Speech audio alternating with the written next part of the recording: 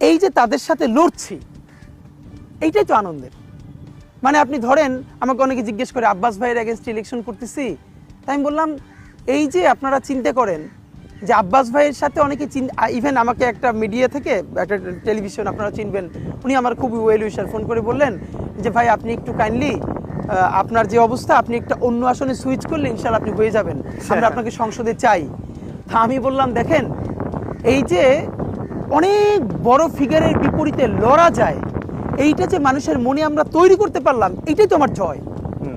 মানে দুনিয়ার কেউ আনকন্টেস্টেড থাকবেন না, এই চিন্তাটা এসেছে কোত্থেকে?